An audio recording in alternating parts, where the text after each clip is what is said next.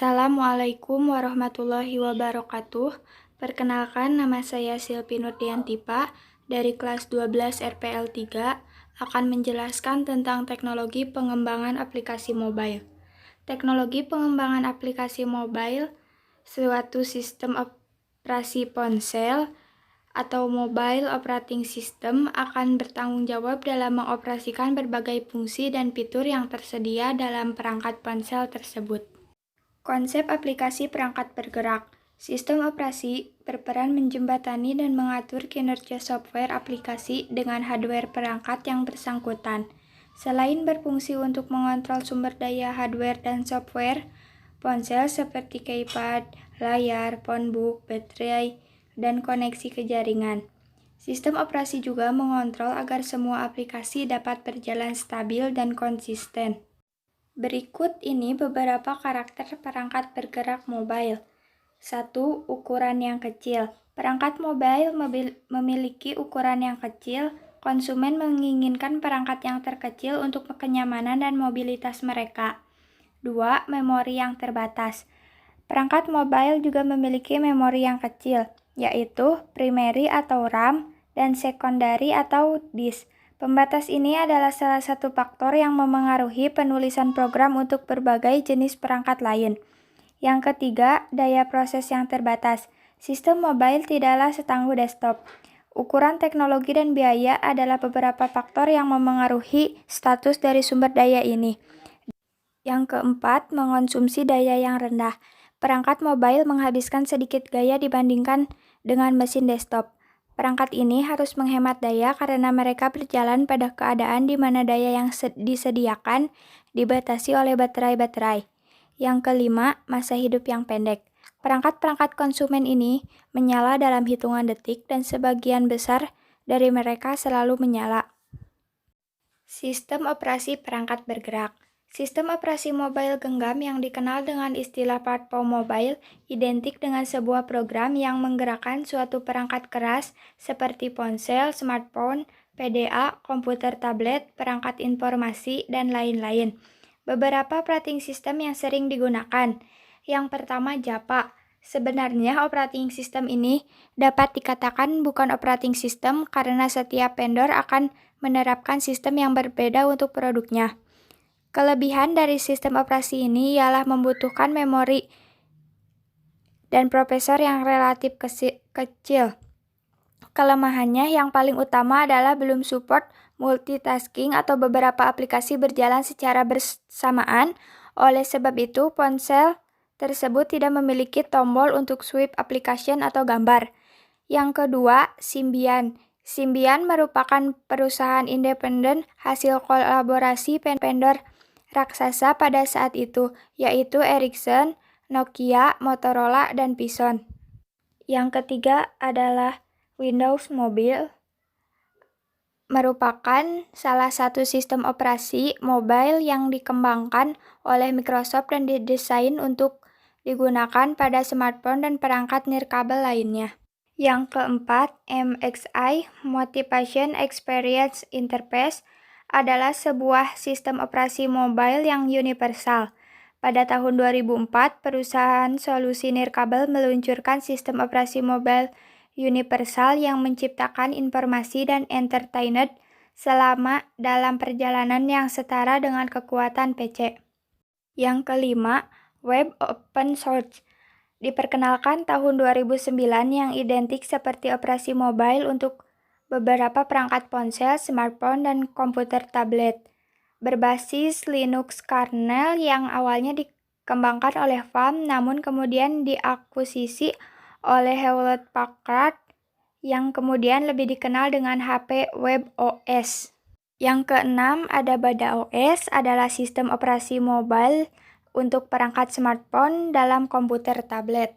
Yang ketujuh ada Migo, sebuah sistem operasi mobile yang berbasis Linux dan sebuah proyek open source alias gratis. Migo dikembangkan untuk berbagai perangkat keras seperti netbook, komputer tablet, desktop atau desktop, komputer yang berbentuk lebih kecil. Yang kedelapan, Palm OS diperkenalkan pada tahun 1996 yang awalnya dikembangkan untuk perangkat ponsel PDA atau Personal Digital Assistant. Kemudian dikembangkan dengan touchscreen-nya yang berbasis Graphical User Interface. Yang ke-9, BlackBerry menggunakan BlackBerry Operating System sebagai sistem operasinya. BlackBerry OS dikembangkan oleh Research in Motion atau RIM, perusahaan telekomunikasi asal Kanada ini. Di awal kemunculannya, BlackBerry booming dengan layanan push email dan sebagai smartphone yang sukses di pasaran. Yang ke-10 ada Android. Android adalah sistem operasi untuk telepon seluler yang berbasis Linux. Android menyediakan platform terbuka bagi para pengembang menciptakan aplikasi mereka sendiri untuk digunakan oleh bermacam paranti bergerak. Kemudian untuk mengembangkan Android, dibentuklah Open Handset Alliance Consortium dari 34 perusahaan peranti keras, peranti lunak, dan telekomunikasi termasuk Google.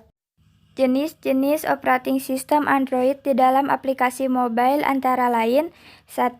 Android versi 1.1, Android versi 1.5 atau Cupcake, Android versi 1.6 atau Donut, Android versi 2.1 atau 2.0 Eclair, Android versi 2.2 Frozen Yogurt, Android versi 2.3 Gingerbread, Android versi 3.0 atau 3.1 Honeycomb, Android versi 4.0 Ice Cream Sandwich, Android versi 4.1 Jelly Bean, Android versi 4.4 KitKat pada tahun 2013, Android 5.0 Lollipop 2014, Android 6.0 Marshmallow 2015, Android 7.0 Nougat 2016, Android 8.0 Oreo 2017, dan Android 9.0 Pie pada tahun 2018. Penggunaan aplikasi perangkat bergerak. Prosedur standar dalam menggunakan aplikasi perangkat bergerak dengan menggunakan Android Device Manager. Prosedur mengaktifkan Android Device Manager. Secara default, Android Device Manager pada ponsel terbaru pada dasarnya sudah aktif. Namun, pilihan menghapus data dari jarak jauh harus diaktifkan secara manual terlebih dahulu dengan mengakses melalui Google Setting yang ada di menu utama, kemudian pilih Security, aktifkan Remotely Lokasi This Device, dan Allow Remote Lock and Erase. Menggunakan kunci layar. Penggunaan kunci layar merupakan hal yang sederhana, tetapi berdampak besar pada keamanan dalam menggunakan smartphone Android. Dengan menggunakan kunci layar dalam bentuk password, PIN, pola, atau pembaca sidik jari, tentunya seseorang yang tidak bertanggung jawab tidak dapat berbuat banyak karena satu-satunya jalan adalah harus melakukan factory reset.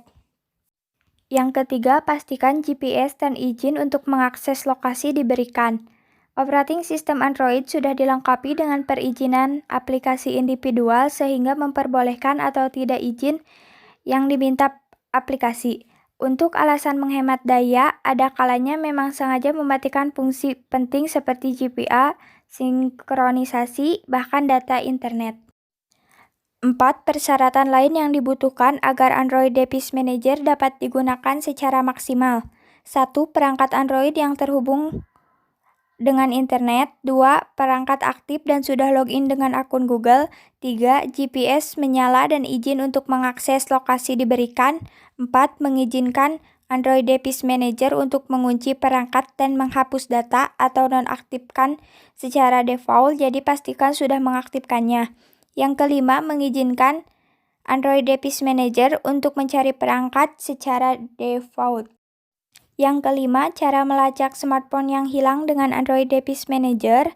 Untuk melacak smartphone Android yang hilang bisa melalui browser, baik di komputer, laptop, PC, smartphone, atau melalui aplikasi Android Device Manager. Ada 3 fitur Android Device Manager. 1. Ring. berfungsi untuk menderingkan atau membunyikan smartphone Android tersebut seperti ketika seseorang sedang menelpon.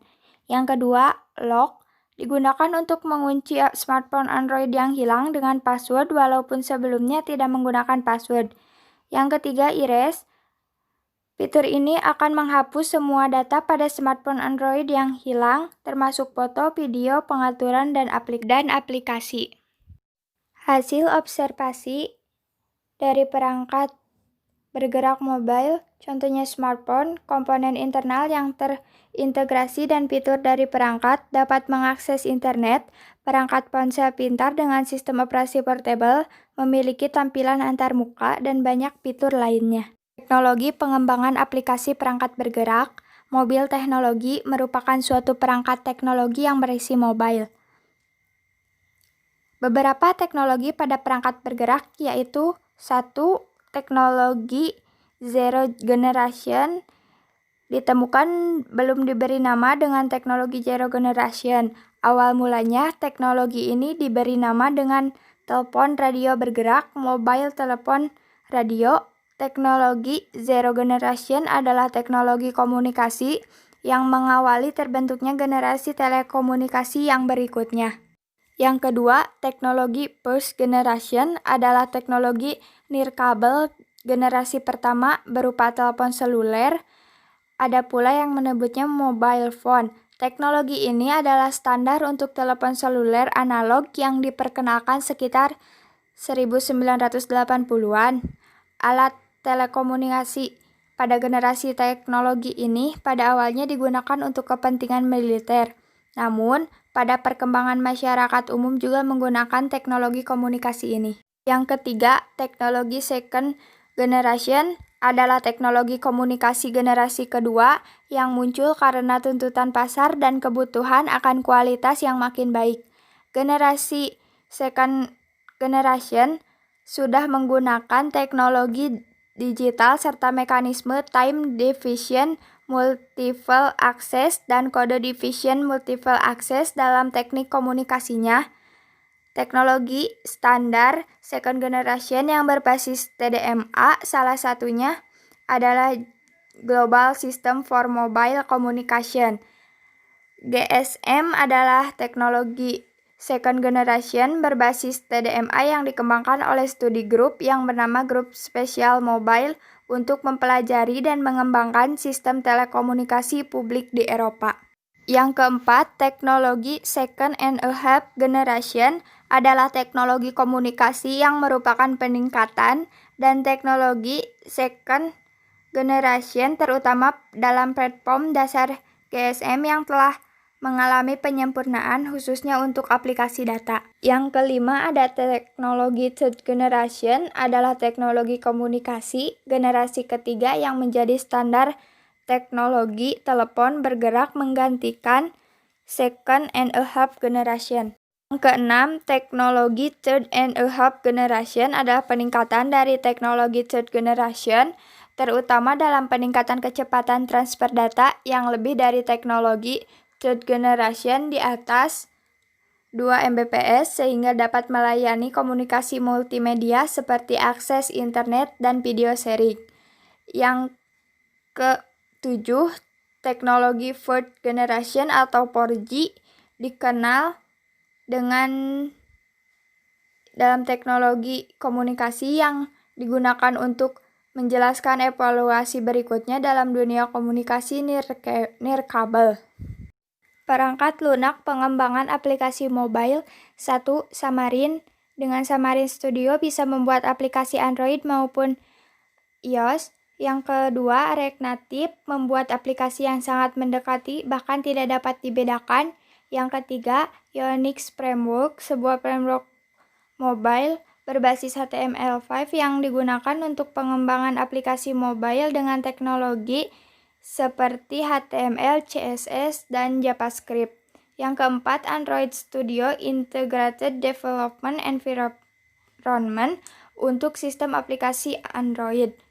Mungkin cukup sekian video penjelasan tentang teknologi pengembangan aplikasi perangkat bergerak dari saya. Mohon maaf apabila banyak kata-kata yang kurang berkenan. Wabillahi taufiq wal hidayah. Wassalamualaikum warahmatullahi wabarakatuh. Thanks for watching.